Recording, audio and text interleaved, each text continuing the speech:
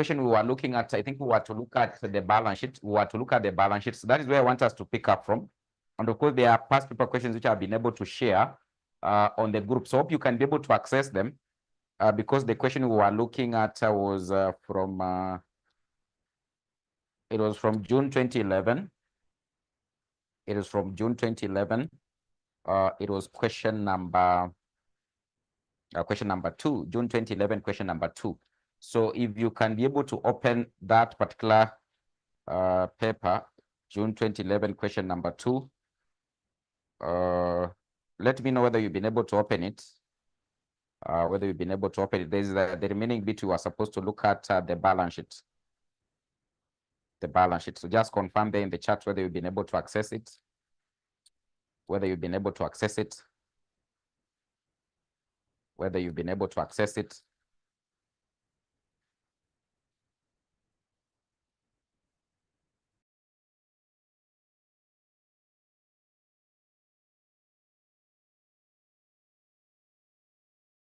If it is urgent, you'll also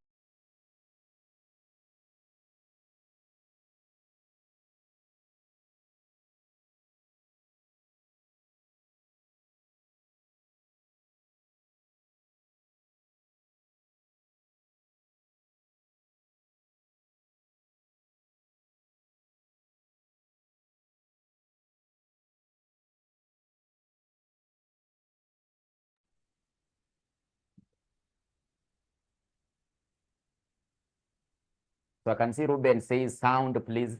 Sound, please. I think you should be able to hear me. You should be able to hear me. So there's a question we were looking at. We have to look at this, the final part, which was the balance sheet for that particular question. So you can open it. It was June 2011, question number 2. It is on the past papers, which I've been able to share on the group and hope you can be able to access them. So have you been able to access it? June 2011, question number 2. June 2011, question number 2.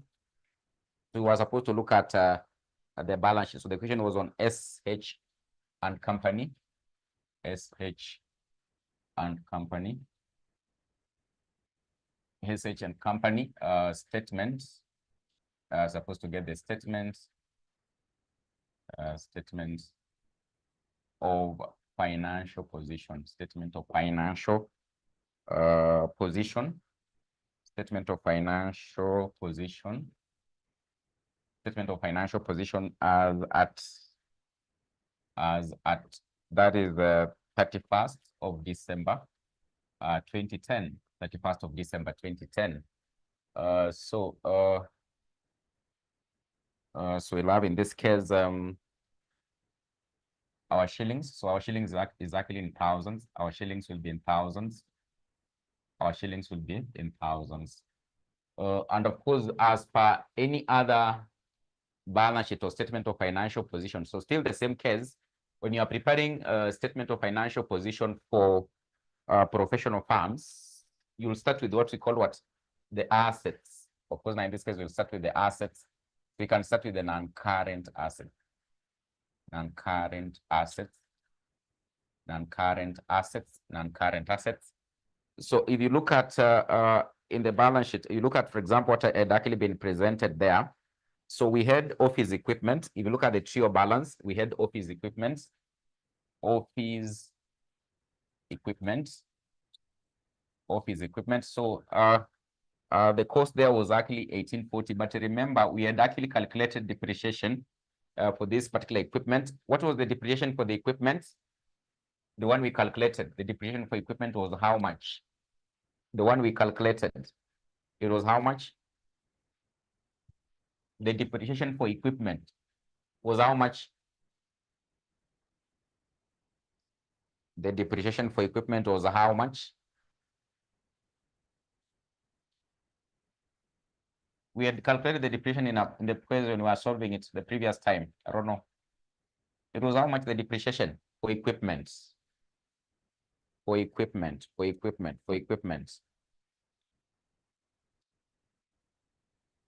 So we have office equipment. We have, in this case, furniture. We have fixtures and furniture. Fixtures and furniture. Fixtures and furniture.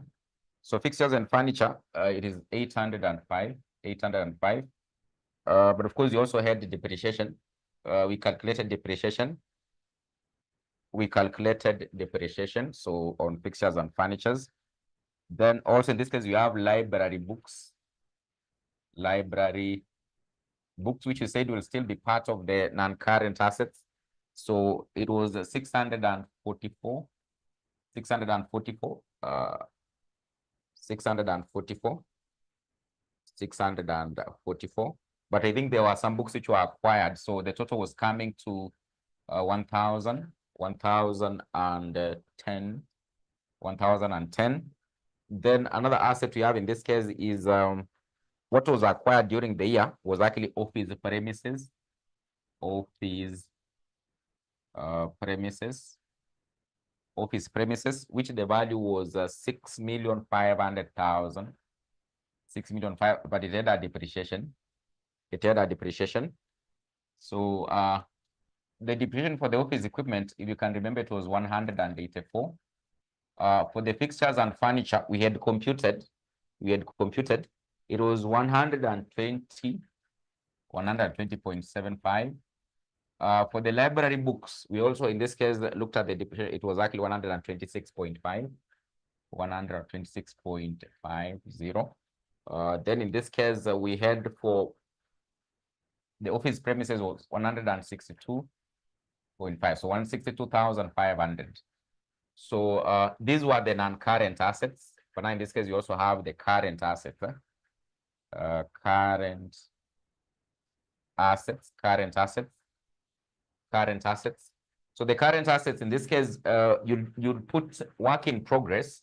So the work in progress that they were having to undertake for their clients before the year came to an end. So these advocates, the work they were having to undertake for the clients before the year came to an end, it will be part of what the current assets. And of course, this one was actually provided.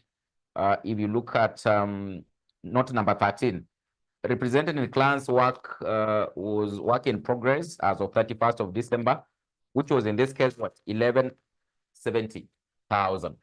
So work in progress at the end of the year. Work in progress at the end of the year.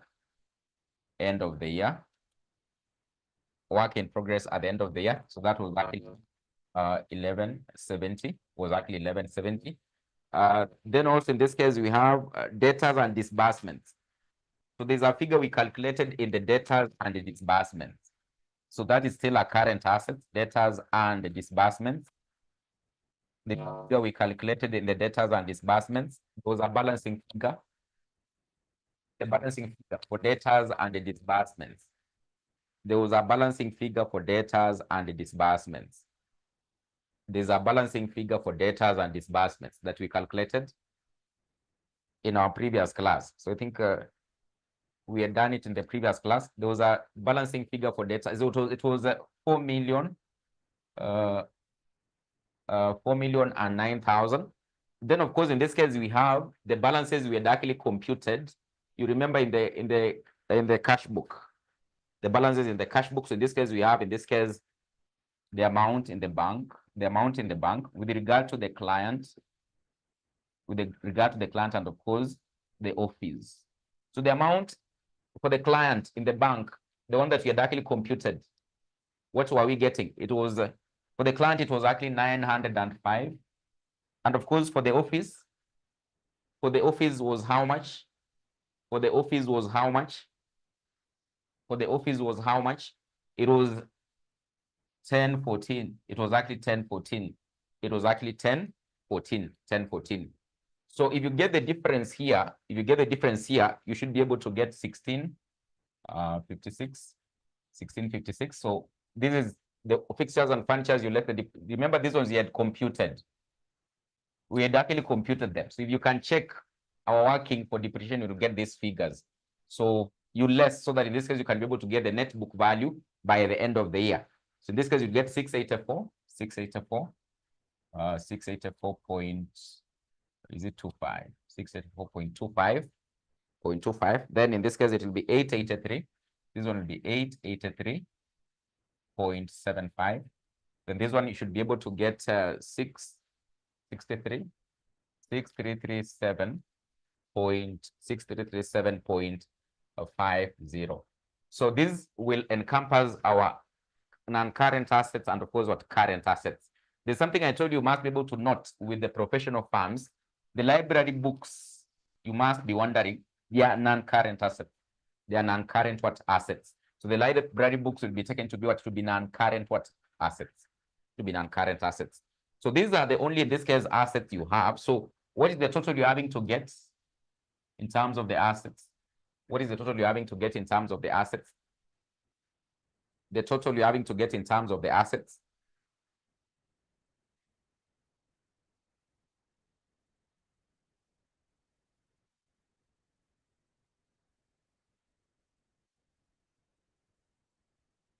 The total you're having to get in terms of the assets. What is the total figure?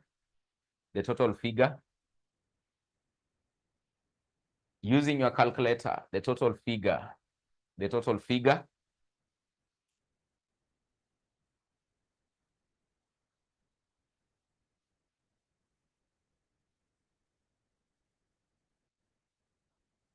It is 16629.5.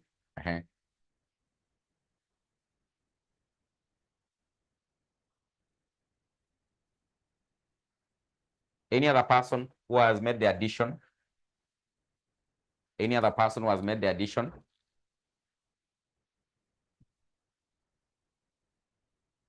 One 29.5. It is supposed to be 166,659.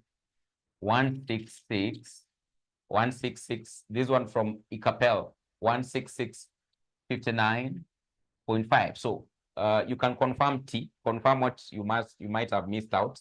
So check your figures, This is actually the correct figure. The correct figure you are supposed to be able to get. The correct figure you are supposed to be able to get. Then in this case, we have the other side. That is, of course, now in this case, the capital and liabilities. The capital and liabilities. For these kind of firms, we don't have equity. So they don't sell shares. So that in this case, they can be able to, for example, raise equity. So we don't call it equity and liability, but we refer to it as what? Capital and liability. So the other side of the balance sheet, in this case, we'll be able to have the capital and liabilities. The capital and liabilities. The capital and liabilities. The capital and liabilities. The capital and liabilities. Capital and liabilities. Capital and liabilities. So in this case, if you look at the question in this case itself, you've been told that the capital up there in the trio balance, so the capital they started the business or they had in the business was actually, in this case, we have shillings in thousands. It was actually 4140. So this one is actually in the trio balance. Then in this case, we have the profits. We have the profits that were realized. Profits that were realized in the income statement that you actually computed. So the profits realized, they were how much? Profits realized in the income statement, they were how much? Profits realized in the income statement we had actually prepared. The profits that were realized in the income statement that we had actually prepared. It was 1143.5, 1143.50. But remember, during the year, they had actually made some kind of drawings from the business. If you look at note number 9, they had made drawings from the business. Note number 9, they had made drawings from the business, whereby in this case, you're having to be told the partners withdrew 1750,000 from the bank. So they had actually drawn out some money from the business. So that was actually how much? 1750. 1750. So 1750. So this one, basically, it was actually drawings from the business. So you'll end up having to less. You'll end up having to do what? To less the drawings. So what are you having to get as the total capital there? The total capital in this case. So of course, now in this case, you have the non-current liabilities. Non-current liabilities. One of them is the mortgage. If you can remember, there was a mortgage they had actually taken up. So the mortgage, if you look at note number 11, there was a mortgage whereby they were buying office premises. They paid 3 million in cash. but there was the balance which they ended up having to take what? A mortgage. A mortgage is simply what? A loan. So there's that mortgage, which is actually how much? 3.5 million. So 3.5 million is actually 3.5 million. So 3.5 million. Then still the same case. In this case, we have a loan from the bank. A loan from the bank. A loan from the bank. So we had a loan from the bank. A loan from the bank. But they ended up having to pay 550 of these loans. So the loan from the bank, if you look at the trio balance, loan from the bank, it was actually is the last item in the trio balance, 1450. But in this case, they ended up having to pay 550. Remember in our cash book, so they paid 550. So this one you're having to get is 35, 33.5, 35, 33.5.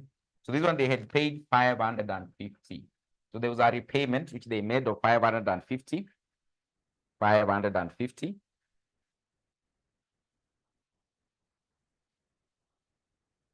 So that means in this case, the loan here was actually 900 as a long-term liability.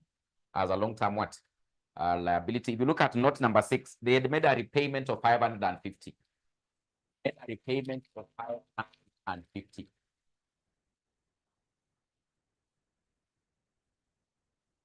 They had made a repayment of 550, so that is 900. So that basically encompasses our long-term liabilities, our long-term liabilities, our long-term liabilities. Then in this case, you have the current liabilities, current liabilities, current liabilities. If you look at the trio balance, part of the current liabilities, in this case, we have the accounts payable, accounts payable. If you look at the trio balance, in this case, you have the accounts payable, accounts payable, accounts payable of 378, 378. Then you have in this case the client account. Remember in this case we had come up with the client account and there was a balancing figure in the client account. So this simply basically means is the money that we are having but does not belong to us. It belongs to the client. Remember in this case we said the firm will open 2 bank accounts, the one of their own and another one in this case, that in this case will be belonging to what? To the client. So that money we are holding is not ours. It is a liability. In this case, for example, if we end our agreement between us and the client, we'll have to reimburse them that money. So if you can remember, we opened a client account in our workings and there was a balancing figure in the client account. So what was the balancing figure in that client account? In the client account, what was the balancing figure in the client account? It was 905. 905. If you can be able to recall, we prepared it. It was actually 905. So that would be part of what the current liabilities. Because this money does not belong to the firm. It belongs to the client. So it is a liability. If they end an agreement today that this client will no longer be their client, they'll reimburse him all this money. It does belong to what? To the client. Then in this case, we have the accruals or outstanding amounts. The accruals, in this case, you can be able to see them in the trio balance. We have the accruals. Accruals, these are simply amounts which have not actually been paid by the end of the year. So you're having to be told they were how much? 253. 253,000. 253,000. Then also we had mortgage interest. Mortgage interest, as per note 11, acquired office premises of these. The balance was financed through a mortgage which attracts interest rate at 12% per annum. So this interest was not actually had not actually been settled. So accrued interest on the mortgage, interest on the mortgage, accrued interest on the mortgage, accrued interest on the mortgage. And of course, now in this case, we had actually done a working of this particular mortgage interest, and it was actually coming to 420.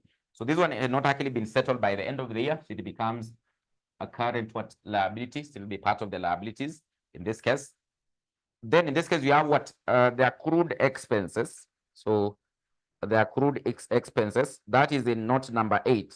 Incur the following expenses which had not been paid by the end of the year. You have the accrued expenses. Accrued expenses. Those ones you just add them directly. So they were not actually paid by the end of the year. If you look at note number, that is note number 8. So we have in this case 3,400 plus that is 1,650 plus that is 1,720. I think you'll be able to get something like 677.0.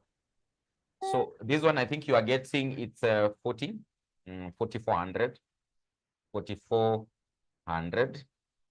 What about here? When you add, what is the figure you're having to get? The current liabilities. The current liabilities.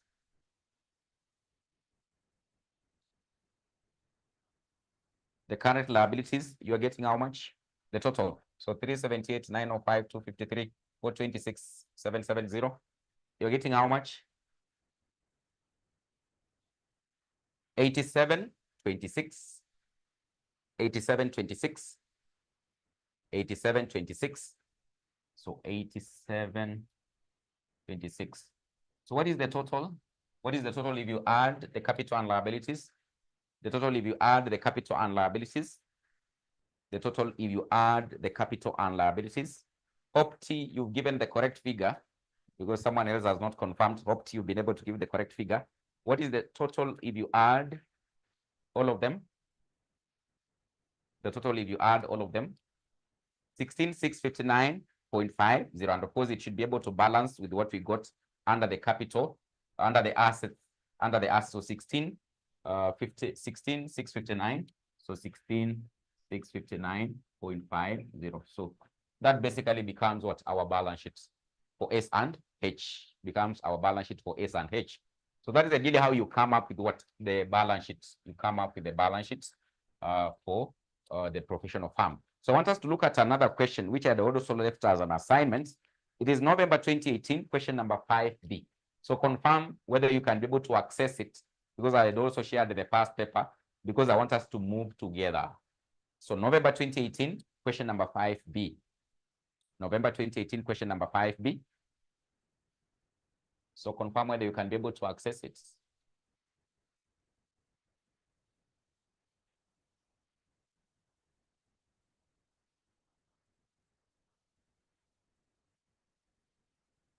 November 2018, question number 5. I can see Capel says yes. At least 2 or 3 people should be able to confirm. 2 or 3 people should be able to confirm they can be able to access that past paper. You are far much better off if you print the past papers and you have them. So it is quite easy. When we are in class, we say refer to a past paper, you just open it very fast. You just open it very fast and it becomes very easy. You just open it very fast and it becomes very easy. It becomes very easy. It becomes very easy. So I can see Ruben says yes. So November 2018, question number 5B. What about the rest? Should I at least be able to confirm you can be able to access it? Because I want us to move together. So the question says, the question reads, I can see T says yes. November 2018, question number 5B. So the question reads, I'll be able to go through it very fast. The following TO balance was extracted from the books of DD Associates, a firm of advocates, as at of 30th September 2018. So the first item we're having to be told, cost charged to clients. You have civil cases, criminal cases, oath, conveyance fees, and preparation of wills. So all these one will actually be incomes for this particular firm.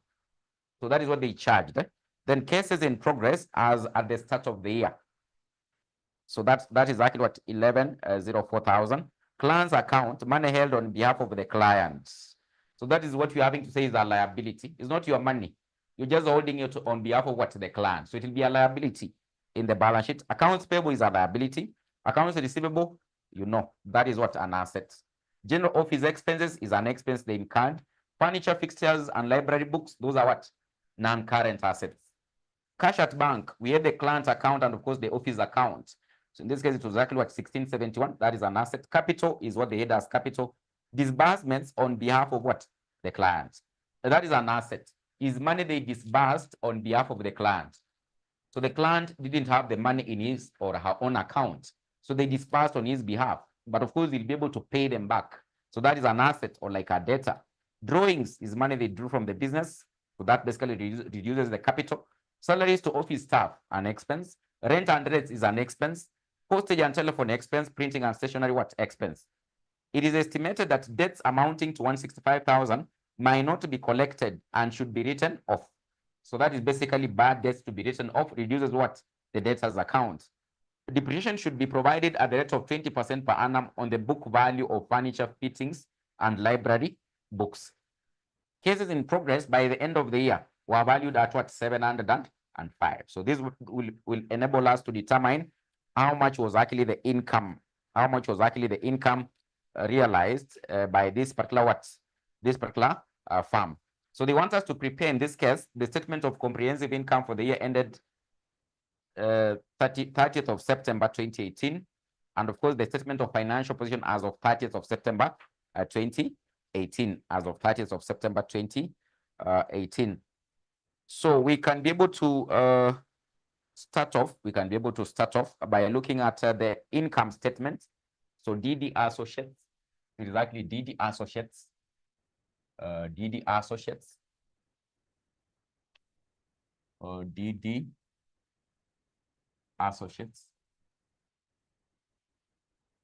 Associates, income statement for year ended 30th of September, that is 2018.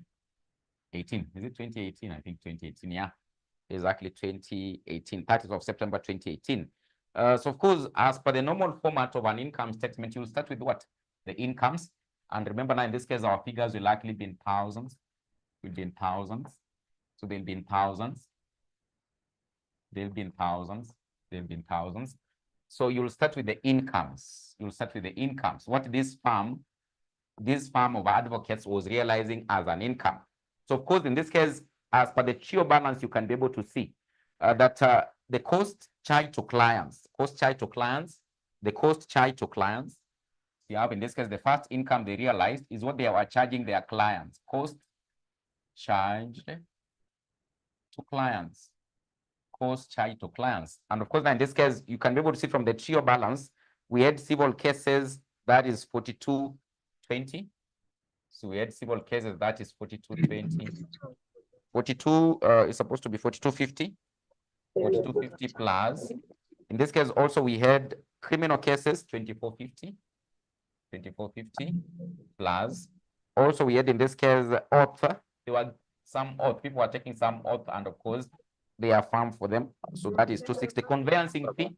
Maybe they were transferring properties like land on behalf of their clients. So that was 340,000. They also did what? Preparation of wills. So people were preparing wills and they were doing for them. So they had charged that particular kind of a fee. So what are you getting as the total there? So of course, now in this case, there was some work which they had actually commenced at the start of the year.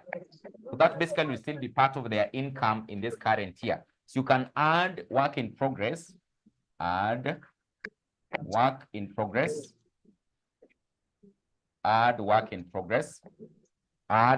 progress they had actually commenced, add work in progress at the end,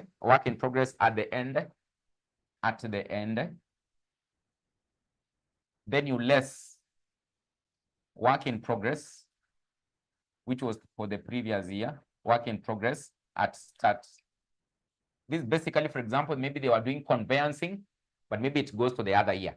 Or maybe in this case, they were doing conveyancing, but it was for the previous year. So it doesn't basically count as part of the income for this year. So you'll have to remove. For example, that income that was supposed to be for the previous year, you'll end up having to do what? To remove. You'll end up having to remove at the start. The one that they had already commenced, but of course they realized the income the coming year, you'll have to add. For example, they have already sealed a deal in this current year to do conveyancing of property for a client, which is worth what? 705,000. But of course, they won't realize that income in the current year. But of course, it is still part of what they have been able to make as a transaction in this year. So you'll be able to add the work in progress they had actually commenced in the current year which maybe eventually will be paid by the coming year. So at the end, what was the kind of work they were having to do that in this case, they haven't yet completed, but it's still part of what they are supposed to be paid this year. So it is the income for this what year. If it's work in progress at the start, it means these kind of deals they'd sealed the previous year. So they'd already, for example, recognized this income in the previous year. So you have to do what? To remove it. You have to remove it. And of course, at the end of the year, this was actually how much? 705. This is actually in the additional information, which is the last item there. Then if you look at the TO balance, cases in progress at the start of the year, it was actually how much? That is 1104. It was actually 1104. 1104. So 11, this is 705, then 1104. So this one you are saying you do what? You less. What is the total you got here? It was 7,500,000. So 7,500,000. 7,500,000.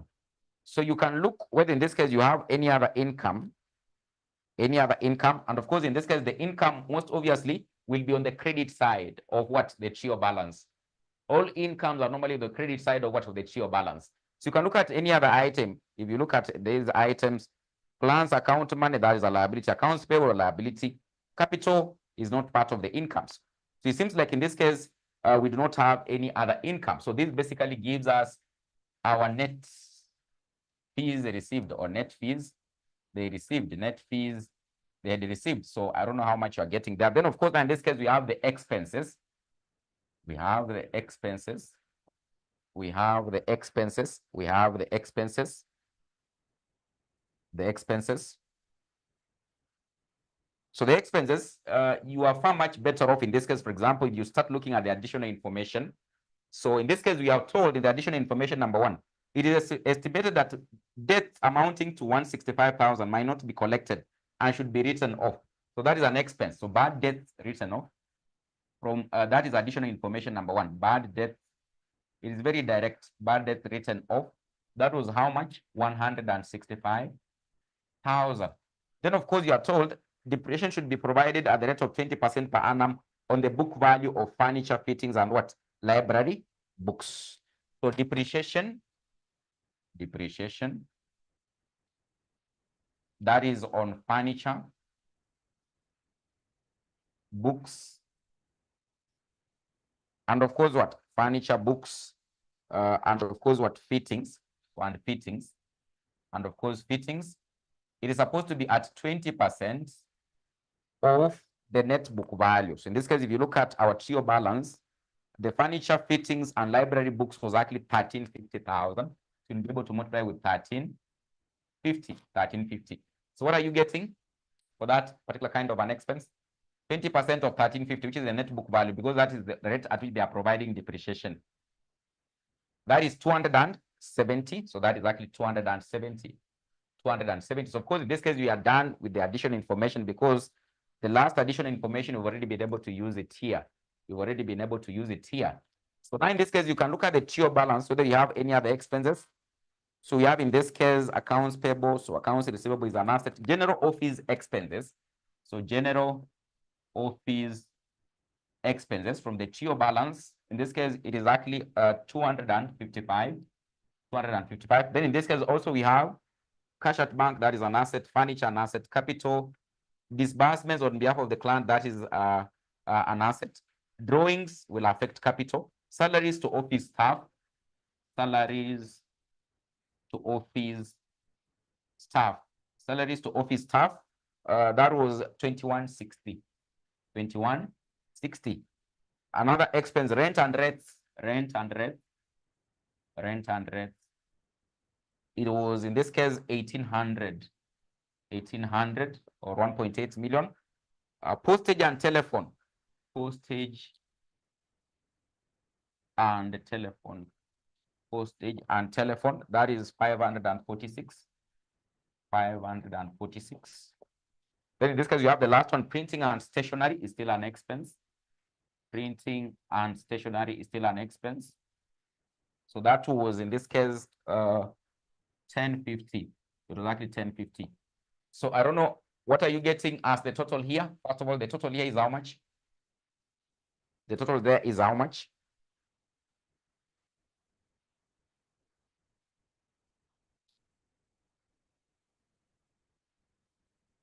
It is 7101. So 7101. Then the total here of the expenses, total there of expenses, the total of expenses, 6246.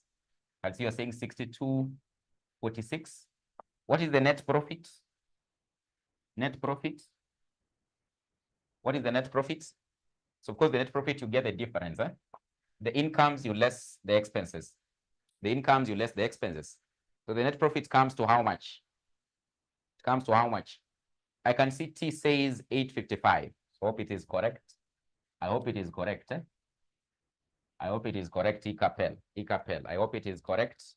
I hope it is correct. That is what the net profit that was realized by this what firm.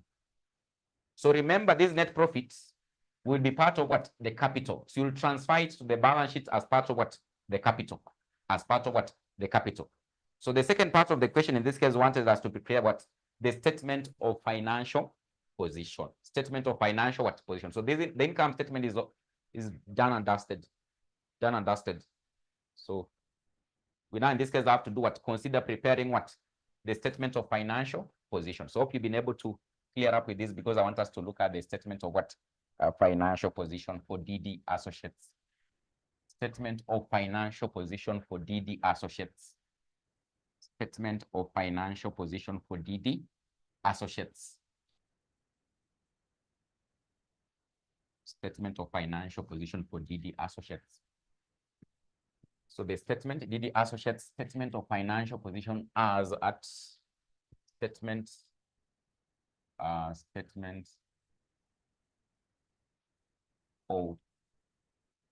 financial position as at the year end was actually 30th of September. 30th of September 2018. And most obviously in this case we start with what? We start with the non-current assets. We start with the non-current assets. We start with the non-current assets. Non-current assets. So you'll have probably in this case you can do your shillings here in thousands also. Your shillings in thousands like that. So we can start with the non-current assets. Non-current assets and current assets. So as per our TO balance, in this case, we have in this case furniture, fittings and library books. Furniture, fittings and library books. It was actually how much as per the TO balance? We have in this case furniture, fittings and library books. It was 1350. So we have in this case furniture. So the first one is furniture, fittings, and library books. Furniture, fittings, and library books. So, because you're having to be told it was actually 1350, but remember, these ones were depreciated. So they were, what was the depreciation amount? They were depreciated. What was the depreciation amount? 270. So someone is saying 270. 270. So what is the difference? 270. So if you less 270, what's the difference? What is the difference? What is it? The net book value is actually 1080. Is actually 10 is correct. It is 1080. So remember, in this case, the assets always will be on the debit side of what of the TO balance. So you must actually always, in this case, go back to the question and of course peruse the TO balance. On the debit side, are you seeing any other assets, non-current assets? There's none. There's none. There's only furniture, fittings, and what? Library books. So now in this case, we can be able to go to what? To the current assets. To the current assets. So now we can go to the current. Always the assets are normally on the debit side of what? Of the TO balance. So that's where you start from. So you can go to the TO balance and of course try to check whether we have any debits regarding, in this case, what? Current assets. Current. So you have the first one. We have the first one in this case, disbursements on behalf of what? The client. So that is where disbursements on behalf of the client. Then we have the cash at bank, and of course in this case, we have in this case for the client account and of course for the office. For the client account and of course what? For the office. So the cash at bank, You have the cash at bank. Cash at bank, the money they had in the bank. So you have in this case amount relating to the client, and of course the amount relating to the office.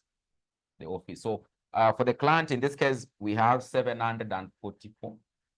744, and of course for the office you have 1671. Then you have disbursements on behalf of the client. What they mean by disbursements on behalf of the client is money they paid on behalf of the client, but of course this money they'll be able to recoup it back from the client. Disbursements on behalf of what? The client. What do you mean by this? The client account, these are client account here. There's a point in time haikuwa na pesa mingi. So there's a transaction they undertook on his behalf. What, how much? 360.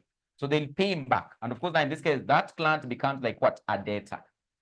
That's why we recognize it as what? As an asset. So it was actually how much? 360. So watakuja mulipa. Watakuja lipa our DD associates. So the deni wanadai. So in this case is what? Is like an asset. Drawings is not part of an asset. Salaries to office staff, not an asset. Rent and rates, not an asset. We have in this case what? I think there's somewhere we have accounts receivable. Yes, we have accounts receivable. Accounts receivable. Accounts receivable. Accounts receivable. It was actually how much?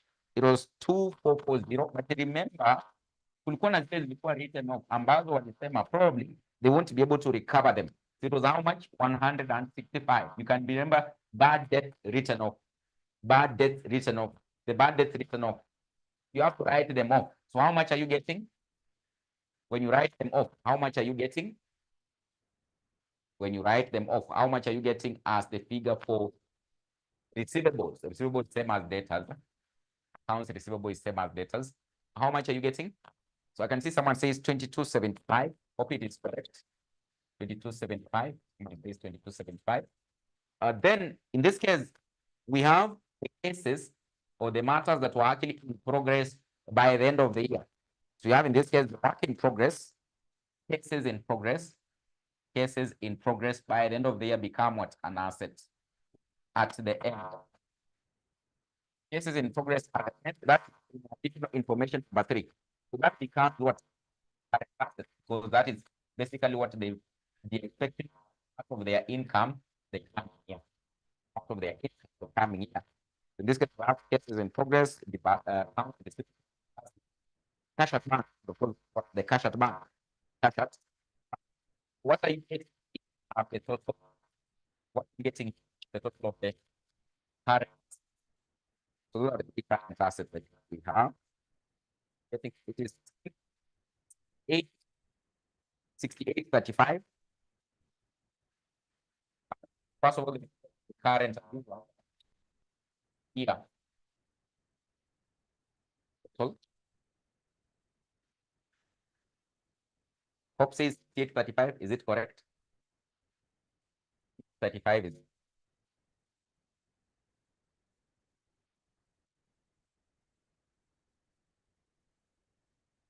5. 57. 57. 55. Then when you add when you add 5 as 1080, 755 plus 10, you get how much? 68. 35. So that would be on the side of what? That would be side of that is on the side of side and liabilities. So we have capital and liabilities, capital and liabilities. So capital and liabilities. So if we look at the TRIO balance, we've been given capital, the capital that was actually injected in this business. It is how much? The capital injected in this business is how much from the TRIO balance? The capital injected in this business in the TRIO balance is how much? In the TRIO balance, from the TRIO balance, the capital injected in this business is how much? 6220. 6220. You have in this case 6220. But remember, there's somewhere you're having to be told there were some drawings which were made. Still from the TRIO balance, there were some drawings which were made. So less drawings, less drawings, which were how much? But remember, we'll have to add the net profits, the profit realized by this particular farm. So the drawings were actually 1880. I think it's 1800 or 1880. Is 1800? Yes, 1800. 1800. What about in this case the net profit we realized? We also have to add it as part of what? The capital. Because if they didn't distribute this particular profit, it will basically be utilized as what? As the capital of the business. They'll still use it to expand the business. In this case, it means that we have to do what? To add it. To add it. So it was actually how much? 855. Huh? 855. So that basically gives you what? The capital, the total capital. The total capital there. The total capital there. The total capital there. You'll be able to get it. It is how much? 52? Supposed to be 52.75 or something. How much is the total when you do the computation? So you less the drawings, then you add that one. 52.75, exactly 52.75, exactly 52.75, 52.75. But now in this case, you have what? The liabilities. So the liabilities always be or will be on the credit side, will actually always be on the credit side of the TRIO balance. So you'll have to go back to your TRIO balance and try to look at the credit side. You can see the client account money held on behalf of the client is 744. And of course, you have the accounts payable. The accounts payable is actually 816. Is there any other entry on the credit side which can look like a liability? No, there isn't. So there are only what? Two liabilities. So in this case, for the case of the liabilities, which are current, so they are current liabilities. The current liabilities, if you look at the TRIO balance, we have the money they had held on behalf of what? Of the client, which is not their money. So money on behalf of the client, money on behalf of the client. So from the TRIO balance, in this case, it is 744. 744. Then we have in this case the accounts payable. Accounts payable, these are creditors. Accounts payable, which comes to how much? In this case, it is actually 816. 816. What are you getting as the total? When you total this plus the current liabilities, remember in this case, kwa kitabu yako unaendelea, so usiende uandike kando. Don't write it separate. It's only that I don't have enough space to continue. So you write here current liabilities, then you continue with this one, then you place the figures in this column. How much are you getting? The total it says 6835. Eden, is it true? Eden, is it true? 6835. Is it true? 6835. 6835. Mumbi, is it true? 6835. Is it 6835? Yeah, 6835. So can be able to take it okay. Balance. Okay. So that is the statement of financial position. So that's why in this case you do what you prepare. In this case, you do what you prepare. Statement of financial position and statement of what? Comprehensive income. In this case, regarding what? Advocates. So the examiner really likes advocates. And of course, there's another question. You can be able to try to attempt it. It's just the same approach. Just the same approach in this case. It is August 2022 question number 4. That one you can be able to attempt as your own assignments. August 2022, question number 4B. So you can be able to attempt that one as your own. Take up the same approach as this. Just similar. Yes. That one. Attempt.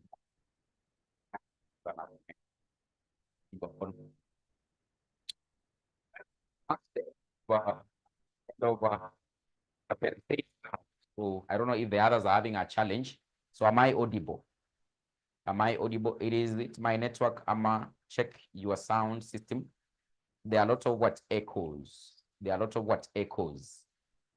There are a lot of echoes. So let me check on it. Let me check on it. So in the meantime, you can write this one as the heading of the topic we are going to start on, which we are starting on very quickly. Very quickly, we are going to start on this one. We are going to start on this one. You're going to start on this one. As I check on the sounds, we can start on another area. So we are going to look at, you can write public sector accounting. So public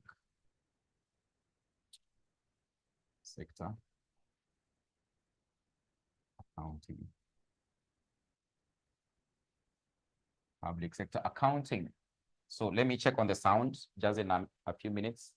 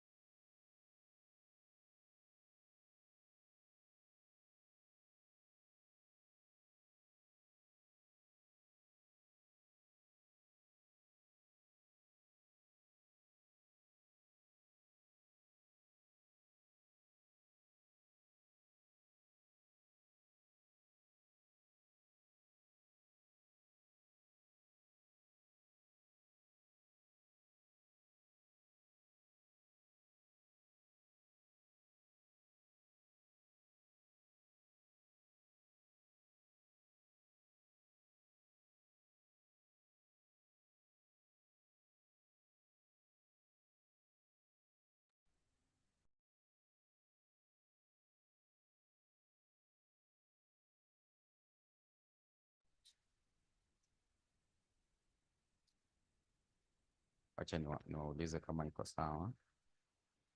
What about right now? So is the echo still on or it's a bit better? So please try to confirm whether the echo is still on. I can see Capel says it is now okay. Iko sawa. Gitonga says clear. So we can start looking on public sector accounting. So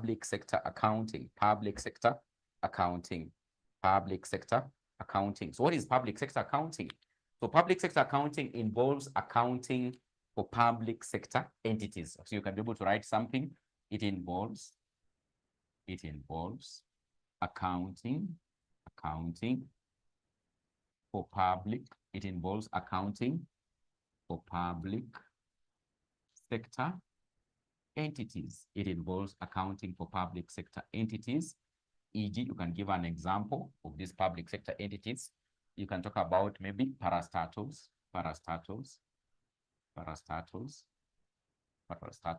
government agencies, government agencies,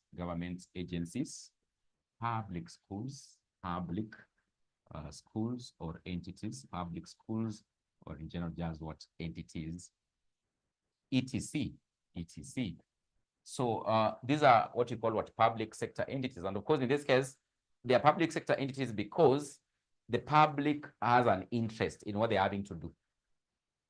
The public has an interest in what they're having to do because majorly they are normally funded by the taxpayers' money. So they become what public sector what entities. So there's a way in this case, they actually prepare their accounts compared to what? To the profit-making entities. To the profit-making what? Entities. So there are different methods in this case they'll be able to deploy. But of course, before you look at the different methods, just note that in this case, when these public sector entities are preparing their books of accounts, they'll, in this case, utilize what we call what 𝒐𝒂𝒚, International Public Sector Accounting what standards. So for public sector entities, they have special standards or framework they must be able to observe. Remember, for the other entities, we've been talking more about what in this case, for example, IFRS, or maybe international accounting what standards. But for public sector entities, they'll be able to deploy what you call what 𝒐𝒂𝒚s. So this 𝒐𝒂𝒚s, it is a framework that has actually been developed to specifically, for example, guide us to how any entities that are basically involved as a public sector entity, they can be able to, for example, follow and be able to do what? Prepare their books of accounts. So they are regulated. Their preparation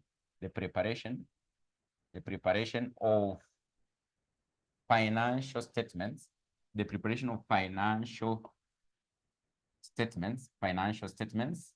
for public sector entities, for public sector entities, the preparation of financial statements for public sector entities is regulated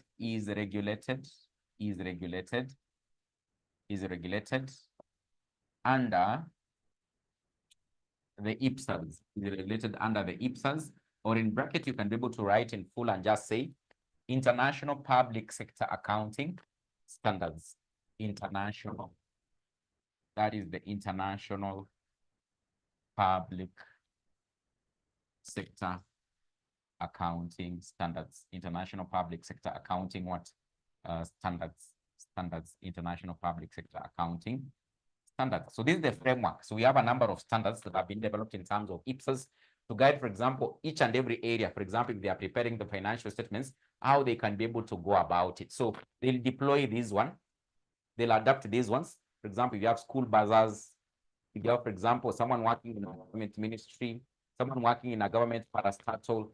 So he'll be observing these ones as he does what? Prepares his books of what? Books of accounts. As he prepares his books of accounts. So in this case, there are key methods. So the key methods of accounting, there are key methods for accounting,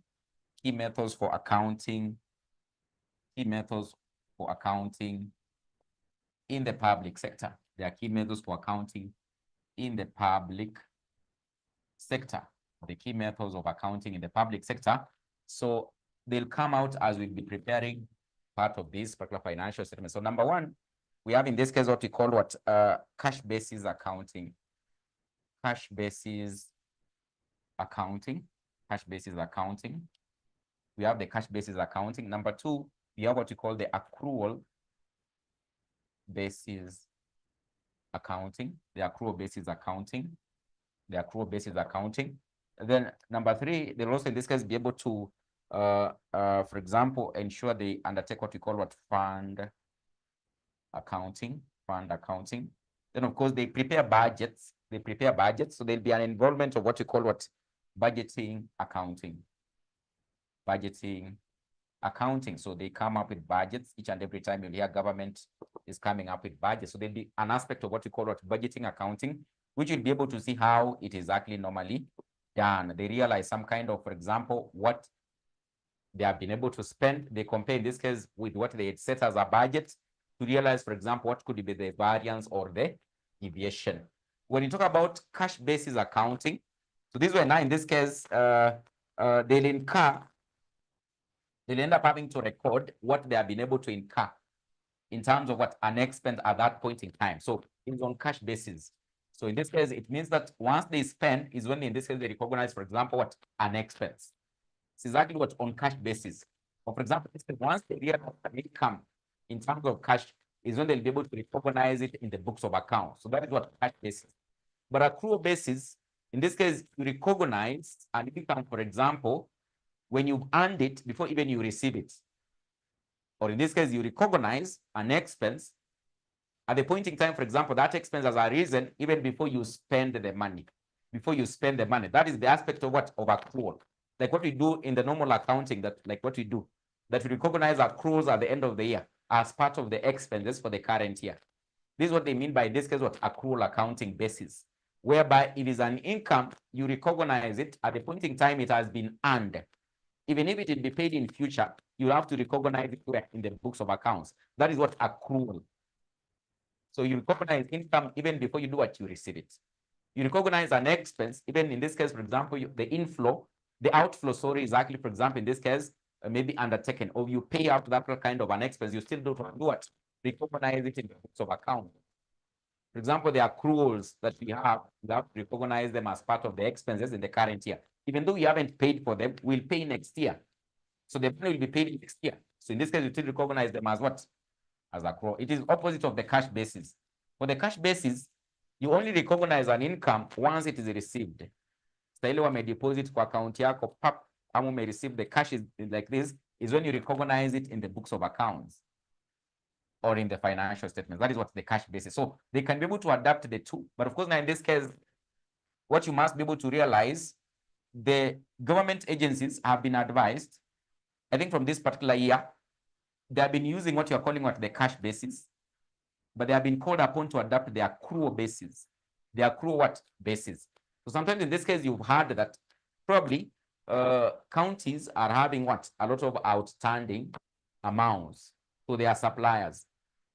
And of course, in this case, if they ask about the pending bills, sometimes you hear the president has actually appointed a committee to look into all what the pending bills they want to pay. So what is the essence of appointing a committee to look into the pending bills? If, for example, if these agencies were preparing books of accounts, the reason is because they have ended up having to adapt to what this one cash basis, whereby, for example, if it's an expense, they'll only be able to recognize that expense in the books of accounts when there's an outflow or when it has been paid. But if they were using the accrual basis, it means that if expenses which they haven't yet paid, the pending bills which they haven't yet paid, they would be appearing in the books of accounts. So there's no need, for example, of appointing a committee. You just look at their books of accounts and be able to know, for example, County of Mombasa. If they are using accrual basis, it means that the amount outstanding to be paid, for example, in this case, to what? To the creditors, is this much. So those are the pending bills. Is there an essence of appointing a committee to look into it? You just add even the figures for each and every county. If they had adapted what? The accrual basis. But since they're using the cash basis, it means that those who made supplies, for example, to the counties, the only recognition is only what? The contract or the LPO. But their amounts are yet, in this case, for example, to be recognized in the books of accounts because they have adopted the cash basis. When that supplier will be paid is when, in this case, for example, they'll end up having to do what? Recognize that transaction under what? The cash basis. That's what I have to say in this case, for example, if it's under accrual basis, you recognize an expense even before the outflow is incurred by what? By the entity. You recognize an income once it is earned, even before it is received. So it will be part of what? The books of accounts. Books of accounts. I think in this case, in financial accounting, you must have learned about what? Accrual basis of accounting and cash basis of accounting. So that is basically what in this case can be adapted by these what? Agencies or government entities or public sector entities when they are doing what? They are accounting. Then of course, budgeting, as I've already been able to indicate, they normally prepare what we call what? Budgets. The government at the start of each and every year, they'll prepare what? A budget. Then of course, in this case, they'll, for example, look for means how they can be able to finance it. So during the year, they'll likely basically be spending. So they'll be able to compare what had been budgeted, the budget estimates, and of course, they compare with what? The actual expenditure. They'll compare with the actual expenditure. When they do this comparison, they realize, for example, there are what? Variances. variances, which in this case could be favorable, or in this case could be adverse. Could be adverse. And then in this case, at the end of it all, they'd be able to know, for example, how much was the net variance. And for example, what could have ended up having to cause them, maybe in this case, not them to be able to realize what they were supposed to realize as what? Maybe incomes to fund the budget, or what made them to end up having to spend more, even beyond what they, in this case, they had actually budgeted at the start of what? The year. So they end up having to, for example, do some kind of, like in this case, what you're calling what? Budgeting, accounting, budgeting, accounting. So we can be able to look at part of the differences between the public sector entities and, of course, what the other entities of the private sector entities. So the difference between public sector entities and private sector entities, you can be able to write differences between public sector entities and private sector entities. You can be able to write that the differences between public sector entities and private sector entities. Of course, in this case, you can be able to put this side public sector. You can use that table so that we can move a bit faster. So public sector, and then of course this side you can be able to put private sector entities. Private sector entities. What is the difference between the two? What is the difference between the two? So our first difference here, we can be able to look at it in the perspective of number one. In the perspective of number one, the objective. So what is the objective of public sector entities? In this case, they offer services to the members of the public. Their main objective is to offer services to the members of the public, They offer services to the members of the public. Then in this case, this other side, the main objective of private sector entities, they focus on making profits, to make or realize profits, That is their main objective. But for public sector entities, what you realize, the government forms them majorly, for example, to provide what? Essential services. For example, if it's a public school, in this case, it is to do what? Provide education to Kenyan citizens. If it's a public school, to provide what? Education to Kenyan what? Citizens. And then another difference, we can be able to look at it in the perspective of, in this case, ownership of this. They are owned by the government. These ones are owned by the government. They are owned by the government. Or sometimes in this case, we can have a public interest or the general public. They are owned by the government or the general public. Then these other ones, they are owned by investors.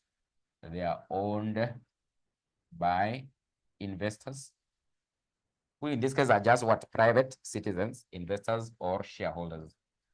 They are owned by investors or shareholders.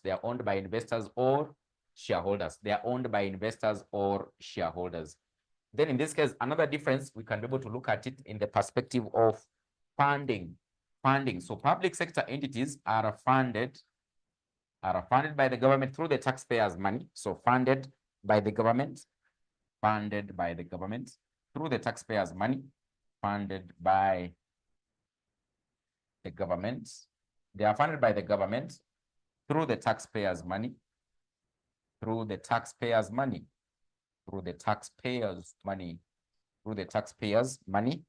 Then in this case, these other ones are funded by the owners or the shareholders. These ones are funded by the owners. They are funded by the owners or the shareholders. So they are funded by the owners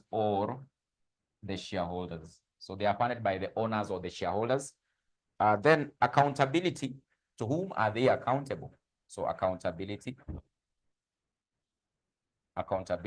So in the perspective of accountability, they are accountable to the members of the public. So public sector entities, they are accountable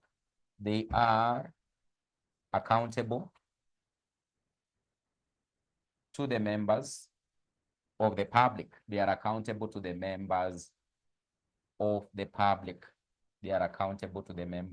the public. Then they are accountable. These ones, private sector entities, are actually accountable to the owners. They're actually accountable to the owners or shareholders. Accountable to the owners or the shareholders. Accountable to the owners or the shareholders.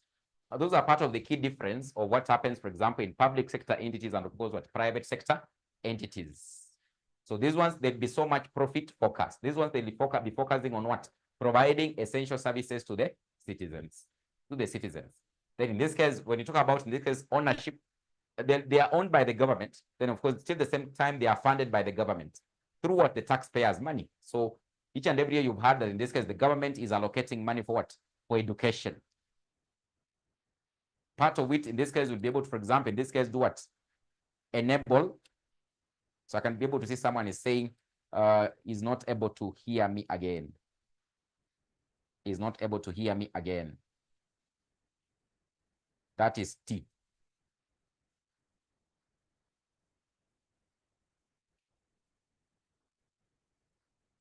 I can see Gitonga says I'm clear. So I don't know what could be the issue. Gitonga says I'm clear. 𝒂𝒚, you are clear. You are clear. So those are the differences. So if someone asks you the difference between the two, you can be able to indicate that. You can be able to indicate that. So we've been able to say that when these public sector entities are preparing their books of accounts, they adapt what we call what? The International Public Sector Accounting Standards. So that is the framework. It will be able to guide. For example, if you're working in, for example, where? In maybe a school as a bazaar. What should be able to guide you when you're preparing the books of accounts of that school? It is what? IPSAs. That is what? The framework. So why is it important that those who are working in the public sector as accountants, or for example, in this case, in matters finance, they should be able to adapt IPSAs. So you can look at the importance of adapting IPSAs. Importance of adapting IPSAs in, for example, preparing these what? Financial statements. The importance of adapting IPSAs. The importance of adapting IPSAs. The importance of adapting IPSAs. Importance of adapting IPSAs. Importance of adapting IPSAs. So the importance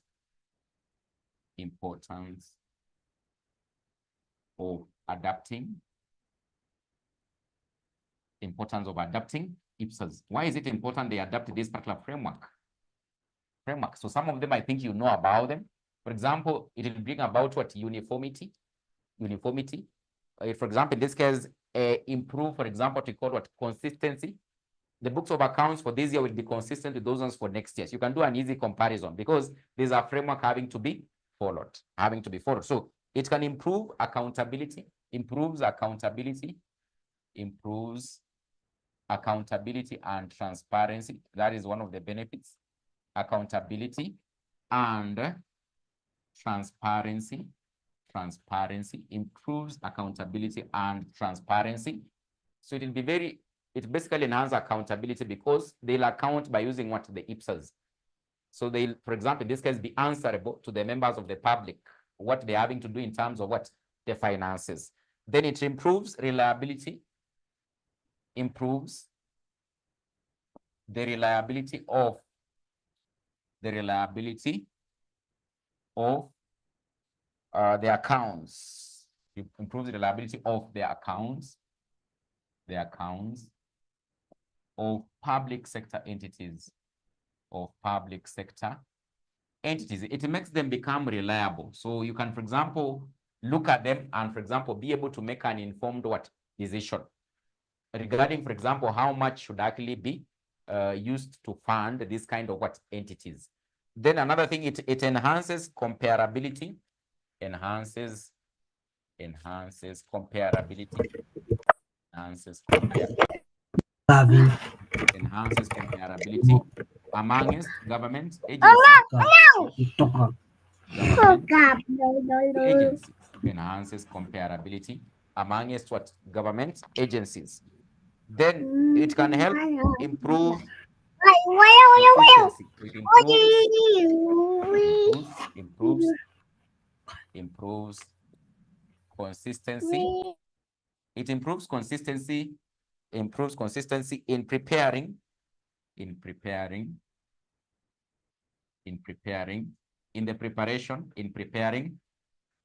and reporting of financial statements reporting of financial statements, financial what? Statements. Then another thing it will be able to help, it will make it very easy, for example, to undertake what? An audit. So you are told, for example, in this case, these public sector entities are audited by the office of what? Of the Auditor General. The office of the Auditor General is the one that actually audits them. So it'll be very easy for the office of the Auditor General, for example, if they adapt this framework, because they'll be able to know, for example, how these accounts or the amounts presented in these financial statements were realized or they came about. So it'll be very easy to be able to do what? Audit. It improves audit of what? Public entities. It improves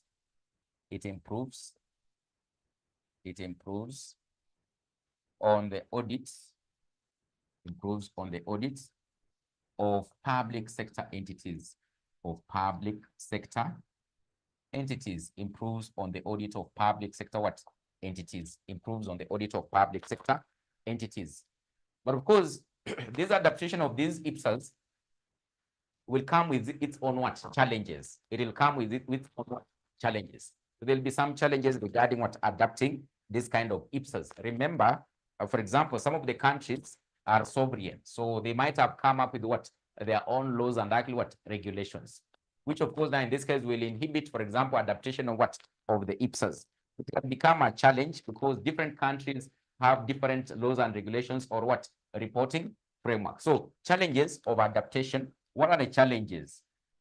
Challenges of adapting. What are the challenges of adapting international public sector accounting what? Standards? What are the challenges that would arise regarding adapting what? International public sector accounting what? Standards? So challenge number one, sovereignty of different countries or independence, sovereignty of different countries. Different countries have their own ways of doing their own things. Remember, they are international. So they are international. But now in this case, you find that each and every country is sovereign. There's a way they do their own things, which in this case might not actually end up having to match with what, for example, the IPSAS has been able to prepare as a standard to be adapted. So it means that this sovereignty will hamper the adaptation of what? These IPSAs.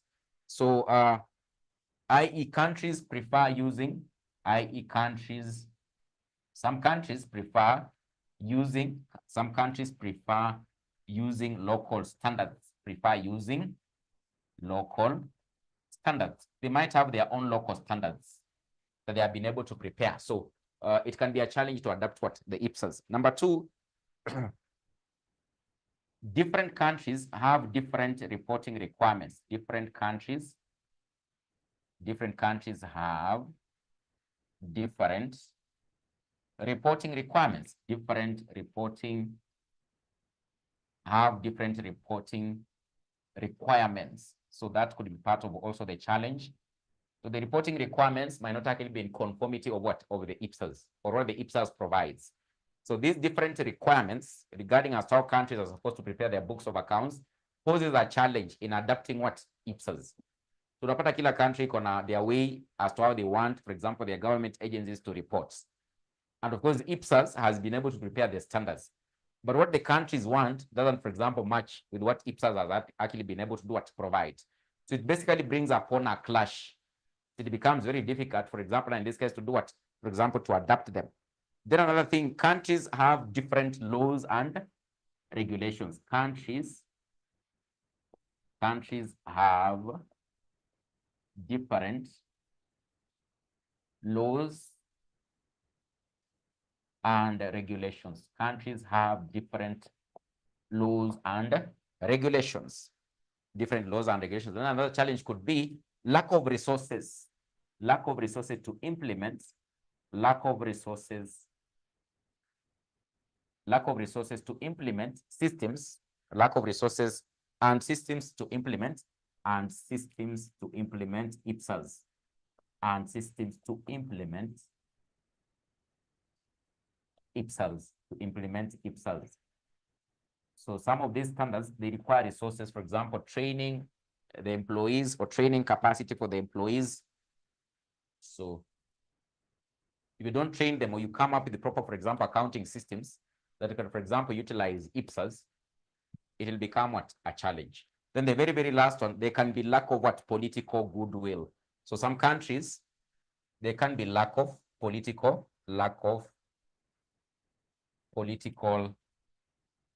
goodwill, by some countries, So some countries, they don't have that political goodwill. So for example, in this case, they adopted 𝒐𝒂𝒆 in reporting. So it can become a challenge whereby, for example, they don't want to adapt them because they want, for example, to use the loopholes of not having to adapt so that they can be involved in what? Corruption. They can be involved in what? Corruption. You know, that is what happens in government, for example. So they don't want, for example, to follow the framework because the framework, for example, will enhance what? Transparency. I think it will enhance transparency. So they don't want this transparency to be there so that those ones in the political sphere can be involved in what? Corruption. So they might end up not having to be able to do what? Adapt them. So there'll be lack of what? Political goodwill. And therefore it will pose a challenge in adapting these particular standards, standards. So that is, those are basically part of the importance and of course challenges that might end up having to arise whenever, for example, 𝒐𝒂𝒆 are having to be adapted. So of course, in your financial accounting, you are able to do the introduction public sector accounting. For example, in this case, you looked at what we call the paymaster general account, the appropriations and aid account, the general account of what's, then in this case, the appropriation account. You must have done it in your financial accounting. So case will so much focus on, for example, what comes to us the tail end of the process in terms of what, for example, preparing what? The financial statements. So now in this case, we can be able to look at preparing the financial statements, look at the preparation of the financial statements for public sector entities. And of course, there are just a few things, for example, pick up on what you learned in your financial accounting. There are a few things in this case you must be able to build up on what you learned in your financial accounting. There are a few things you must build up in what you learned in the financial accounting. So there are some terms that are actually a bit different. That in this case, we use different terms. For example, when you're preparing books of accounts for public sector entities, when you compare to the other entities. For example, in this case, in the other entities, the resources utilized, for example, to set up the business, we've actually been referring to them as what? As capital. But now in public sector accounting, we refer to this one as what? As the accumulated fund. In the normal preparation of the financial statements for the other entities, we're referring to, for example, what has been realized between the difference between the incomes and the expenses as what? As a net profit.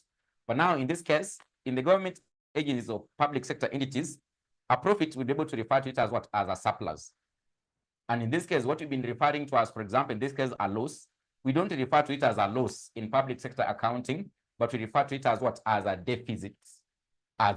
So you must be able to, in this case, for example, know part of the different terminologies that in this case will end up having to come what? Across. So we can look at the terminologies. So the different terminologies,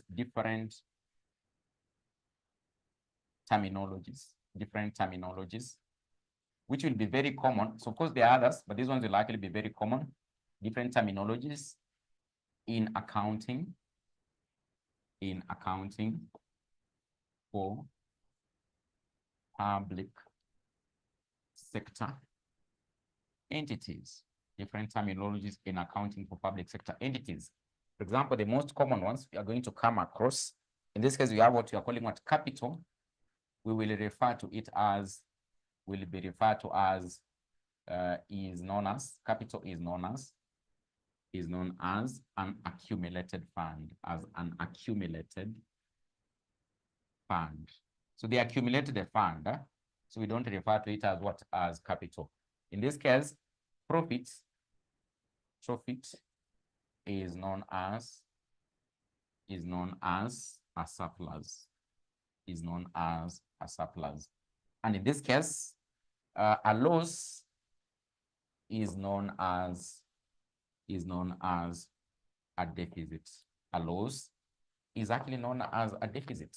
Is actually known as a deficit.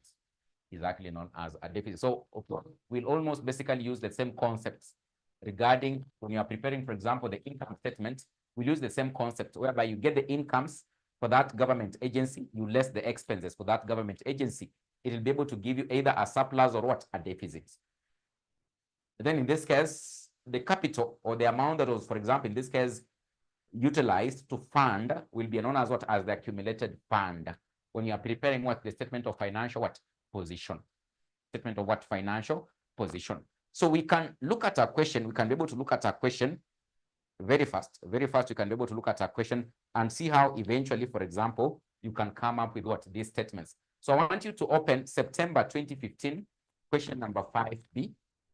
Please open September 2015, question number 5B. Please inform once you've been able to open that question, because I want us to look at that one. Start looking at how you prepare the financial statements for what? For public sector entities. Let me know whether you've been able to get it. I had shared a bunch of past papers. I think you must have been able to see them. You must have been able to see them. September 2015, question number 5B. So you can open it as I also open mine here. Let's see whether I can be able to open it.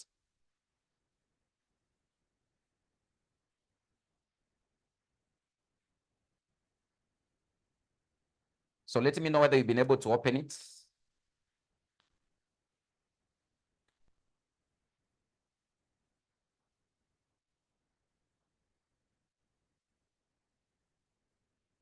Let me know whether you've been able to open it. So September 2015, question number 5B. September 2015, question number 5B.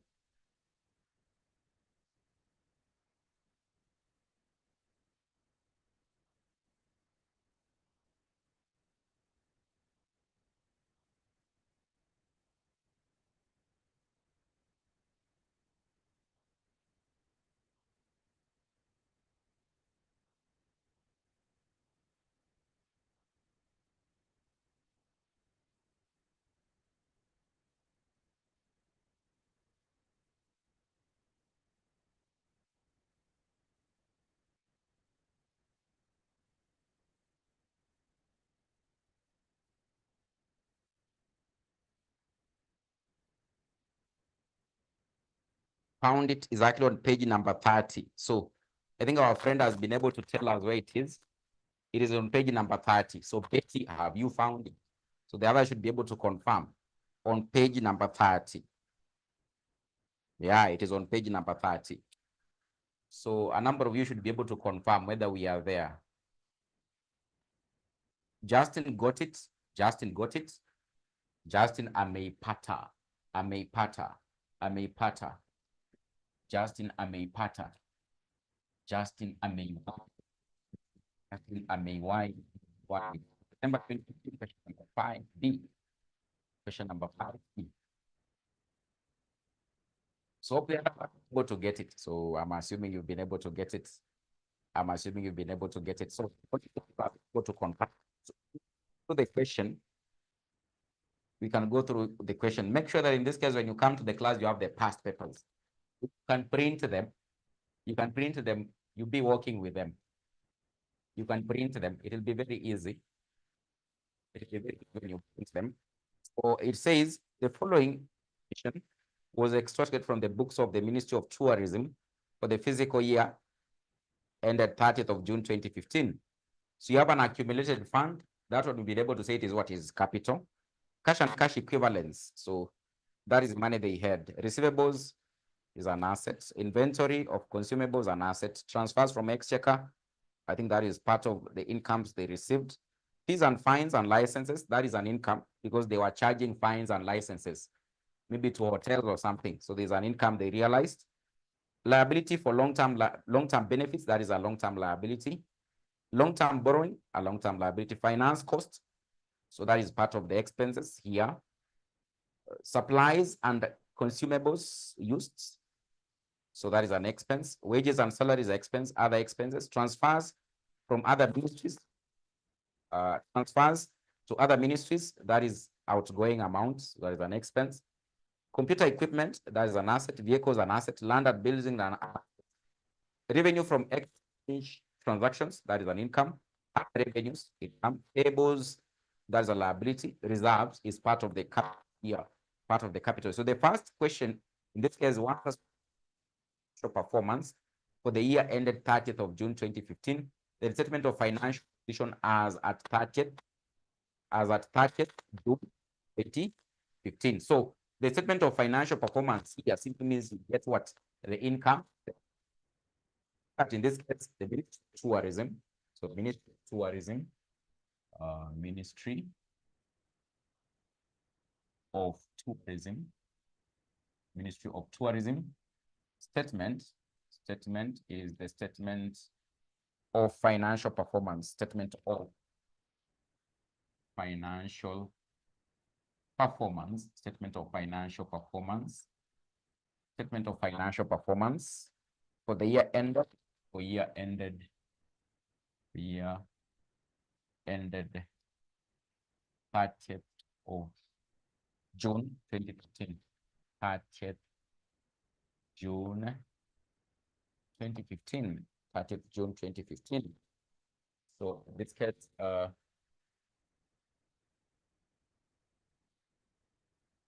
we'll be able to have our shillings having to be in thousands. Our shillings having to be in thousands. Then in this, we have the receipts. Be able to refer to them as what they received. The receipts, remember, they're not carrying out any profit making business activity. So they were having what the receipts. So if you look at, in this case, the our information there. So you have accumulated fund, cash and cash equivalents, receivables, inventory and consumables. So the first one there is transfer from the exchequer. That is the money they received. What they mean by transfers from the exchequer is money from treasury.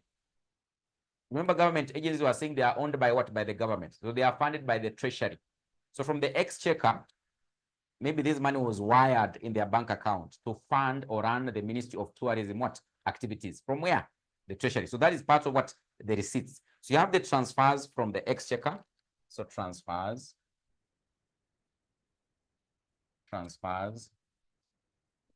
from the exchequer. Transfers from the exchequer. Transfers from the exchequer. So that was how much? 1875,000. 1875,000. Then you have, in this case, fees, fines, and licenses. So they charged those who are involved in the Ministry of Tourism some fees, fines, and licenses. Maybe they were hotels. We normally have, is it the hotel levy or something? So it's like those ones. So it'll be part of what? Their receipts. It'll be part of what? Their receipts. So that was how much? 375,000. 375,000. Then in this case, we have liability for long-term benefits. That is not any long-term borrowing, not an income, a receipt. Finance cost, not a receipt. Supplies, other transfers from other ministries. You have transfers from other ministries. So transfers from other ministries. Transfers from other ministries, it was how much in this case? It was transfers from other ministries. It was 375,000. So still the same case.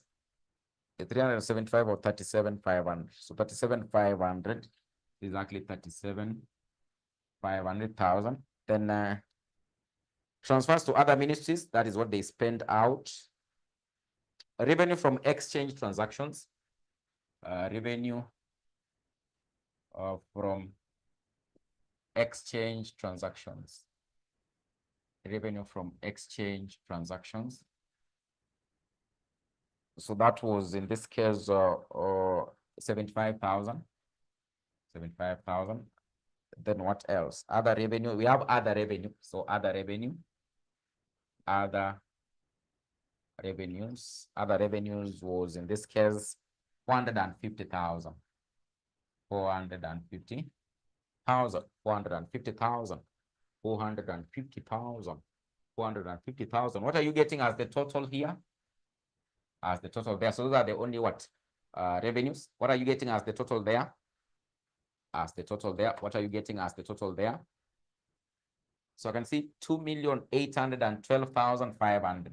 So 2,812,500, that is from HOP. But now this particular ministry incurred somewhat expenses. It incurred somewhat expenses. So in this case, they had what we call what? Expenditure. Expenditure. Expenditure. What was the expenditures in this case? The expenditures in this case, for example, the first one in this case, you can be able to see up there. We have finance costs. Finance costs. The finance cost in this case was, is it 75,000? Yes, 75,000. 75,000. So this one you'll less, you'll end up having to less. Then what else? Supplies and consumables used. So they had some supplies and actually consumables used. Supplies and consumables supplies and consumables used. So that was in this case, supplies and consumables used was actually 300,000. So 300,000. So this one you still less. Then wages and salaries. So walipa salo, walipa watu salo, walilipa watu salo. So wages and salaries. Wages and salaries. That was actually in this case 750,000. So still actually less here. 750,000, you'll be able to less. 750,000, you less. Then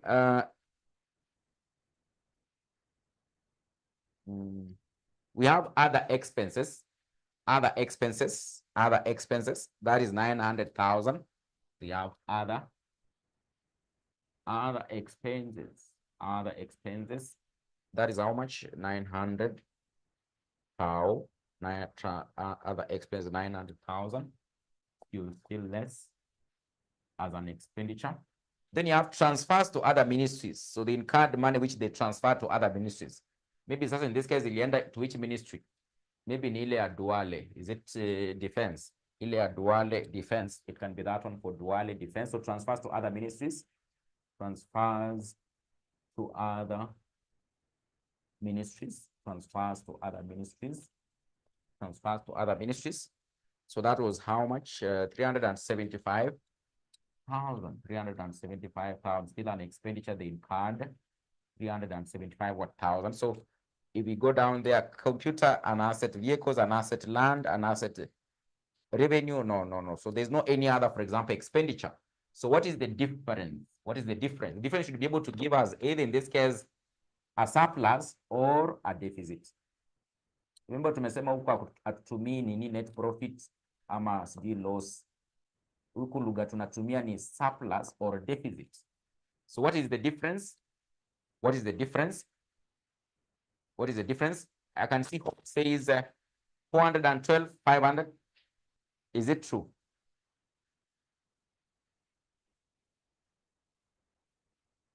It is other revenues. Sorry, I'll improve on my handwriting. Other revenues. I will improve on it. So other revenues. So other revenues. That is other revenues. I can see Mumbi 412,500. Is it true? So Betty, you are not saying anything. So let me assume it's correct. 412,500. Which now in this case, is it a surplus or a deficit? In this case, is it a surplus or a deficit? It is a surplus because it is what? It is a positive. If it was a negative, it would have been a deficit. It would have been a deficit. It is actually a surplus. It is actually what? A surplus. So the second part of the question wanted us in this case to prepare the statement of financial position. So we can look at in this case, Ministry of Tourism, statement of financial what? Position. Ministry of Tourism, statement of financial position. Ministry of Tourism, statement of financial position. Ministry of Tourism, statement of financial position. Ministry of Tourism, statement of financial position. statement of financial position as at 30th of June, that is 2015. That is 30th of June 2015. And of course, as per the normal procedure of preparing what a statement of financial position, you start with what? Non-current assets. Non-current assets. So we'll start with the non-current assets. Non-current assets and current assets. Remember, our shillings are actually in thousands. Our shillings are actually what? In thousands. So the non-current asset, in this case, we have down there. If you can be able to go down there, you can be able to see, in this case, computer equipment. You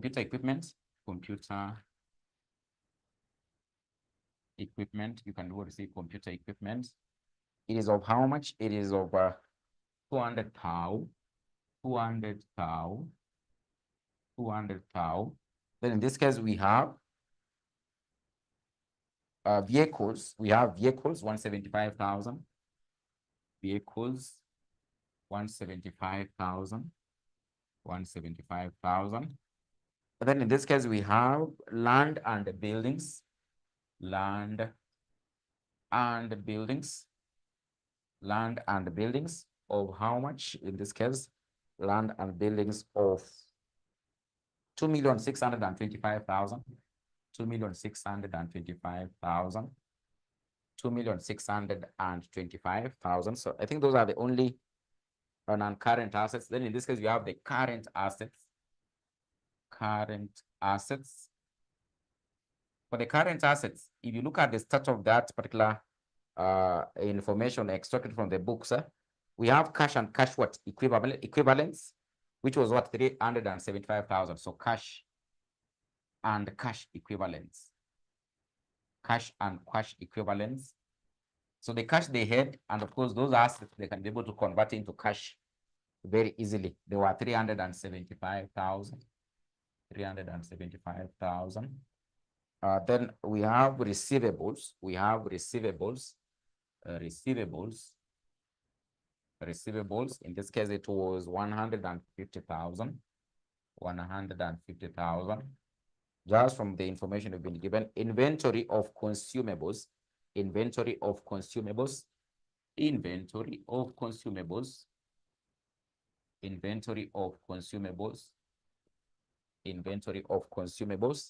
So that was how much? 75,000. 75,000. I think those are the only ones. The others are not. So receivables, inventory of consumables. I think that those are the only ones. So in this case, you'll be able to get what? The total assets. So the total assets. What is the figure you are getting for the total assets? The figure you are getting for the total assets. What is the figure you are getting for the total assets? So this one is land and buildings. The figure you're getting for the total assets. I can see you are saying 3.6 million. Betty is here. Wow. 3.6 million. So Betty has been able to give us that one. So those are what? The total non-current assets plus the current assets, you get the total assets.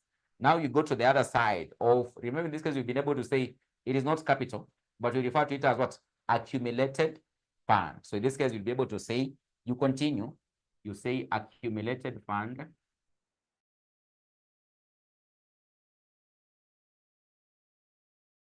Accumulated and liabilities. Accumulated fund and liabilities. So you go to that side. So our accumulated fund, you would been given up there. You can see it is 562,500. 562,500. So accumulated fund. It is the first item you can see in that extract. Accumulated fund is actually 562,000. 562,500. Then remember, we had what? The surplus. we had what? The surplus. Remember the surplus? The surplus we got. The surplus, it was how much? The surplus we got was how much? The surplus we got was how much? The surplus from, in this case, the statement of financial performance. The surplus from the statement of financial performance. The surplus from the statement of financial performance ilikuwa ngapi? I can see Mumbi says 412, 500. So 412, 500. So we'll add, but if it was a deficit, we would have lessened. Less, but if it was a surplus, we'll be able to add. Then, of course, also in that extract, the last item, you've been told there were some reserves. Reserves. There were somewhat reserves. There were somewhat reserves. So we'll have reserves. The reserves were for 1350,000. 1350 what? 1,000. 1350,000. The reserves were for 1350 what? 1,000. 1350,000. So they were for 1350 what? 1,000. Then continue with the statement of financial performance. Indicate usianze kuchora line tena uweke kando. You just continue with it. Just continue with it because me I cannot continue writing down here. So that's why I'm moving here. So in this case, we have non-current liabilities. Non-current liabilities. Non-current liabilities. Non-current liabilities. If you look at that extract, we had actually been told that we have liability for long-term benefits. Liability for what? Long-term benefits. Liability for long-term benefits. Liability for long-term benefits. I think it was liability for long-term benefits. It is 150,000. 150,000. Then just down under it, we have long-term borrowing. Long-term borrowing. We have long-term borrowing, which is how much? 750,000. 750 what? 1,000. Then which other one? Which other one do we have? I think they are the only ones. They are the only ones. Then in this case, now we have what? Current liabilities. Current liabilities. The current liabilities. The current liabilities. The current liabilities.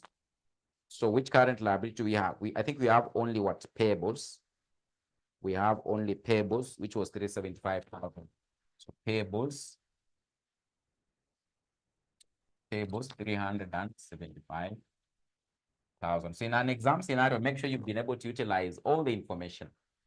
So probably in this case, what you'll be doing, you might end up having to, for example, you'll be taking the past paper. You'll be taking the past paper to see what in this case go to collect all the information. So I think that is the only item that is actually remaining that you haven't utilized. So so what is the total you're having to get?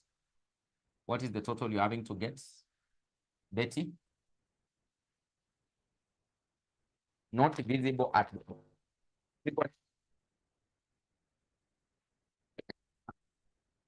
surplus. This one is 562, 500, 412, 500. This is 1,350,000. 1,350,000. 1,350,000. You can see T says 3.6, won't be 3.6. Is it 3.6? Yes, I think it is actually 3.6. So 3.6. And of course, that is basically the end of that. That is the particular statement. In this case, you end up having to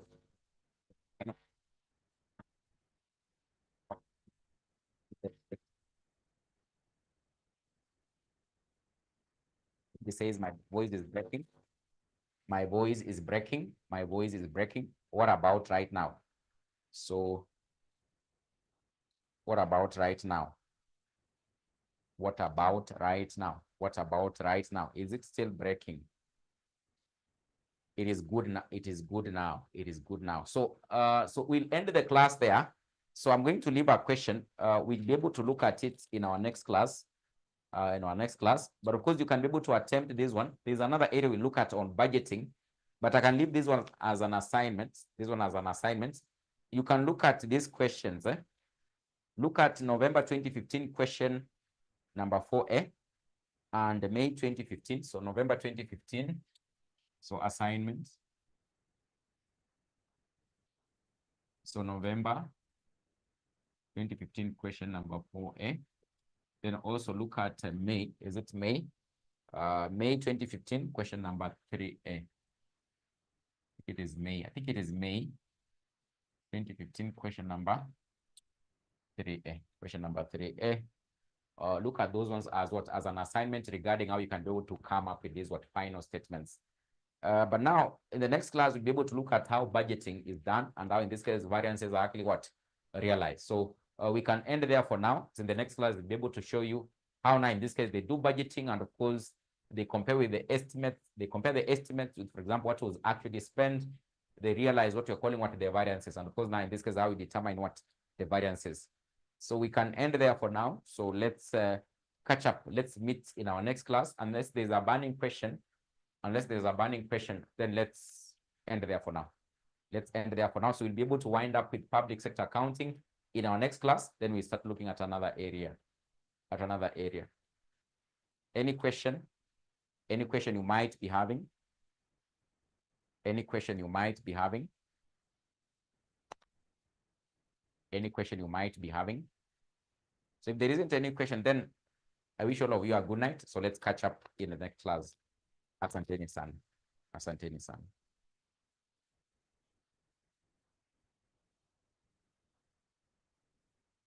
So by when should we be finalizing the coursework? So estimated time, maybe 3 weeks before exam or 2 weeks before exam. So you can do the math. Estimated time, 2 weeks before exam or 3 weeks before exam. So we'll try our level best at our end. So we'll finish the syllabus.